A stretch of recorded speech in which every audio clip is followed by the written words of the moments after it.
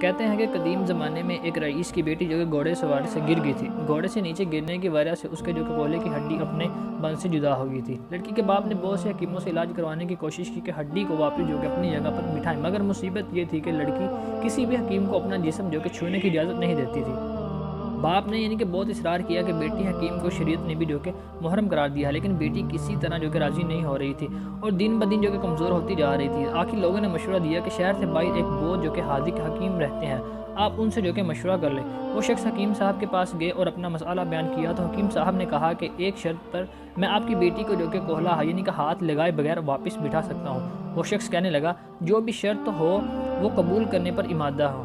میں نے کہا کہ شرط یہ ہے کہ ایک بہت موٹی تازی گائے میرے لیے لا دو تو میں علاج کر دوں گا، تو آپ کی بیٹی کا علاج کر دوں گا۔ تو وہ شخص بہت باری جو کہ قیمت پر شہر کی سب سے جو کہ تازہ یعنی کہ جو موٹی تازی گائیں خرید کر حکیم صاحب کے گھر لے گئے۔ حکیم صاحب نے کہا کہ آپ اپنی بیٹی کو جو کہ پرسوں اپنے ساتھ لے آئیے گا، اسی دن اللہ کے حکم سے اس کا علاج کر دوں گا۔ جب وہ شخص چلا گیا تو حکیم صاحب نے اپنے شاگردوں سے کہا کہ 2 دن تک گائے کو نہ تو گھاس کھلانا ہے نہ ہی آپ نے پانی پلانا ہے، ایک قطرہ بھی یعنی پانی نہیں پلانا۔ شاگرد حیران ہوئے کہ اتنی تنو من یعنی کہ گائیں 2 دن میں بھوک اور پیاس سے مر نہ جائے، لیکن چونکہ استاد کا حکم تھا تو اس لیے تعمیل کے سوا کوئی چارہ نہ تھا۔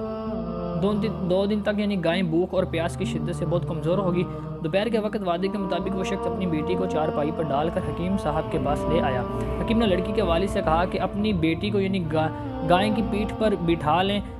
سب بہت حیران ہوئے، لیکن حکم ماننے کے علاوہ اور کوئی راستہ نہ تھا۔ لڑکی کو گائیں کی پیٹھ پر بٹھا دیا گیا۔ اب حکیم صاحب نے اپنے شاگردوں سے کہا کہ لڑکی کو کہ دونوں پاؤں جو نا گائیں کی پیٹھ کے گرد رسی سے باندھ دیں۔ یہ کام ہونے کے بعد حکیم صاحب نے شاگردوں سے کہا کہ آپ جو گائیں کے سامنے گھاس اور دوسری خوراک ڈال دیں۔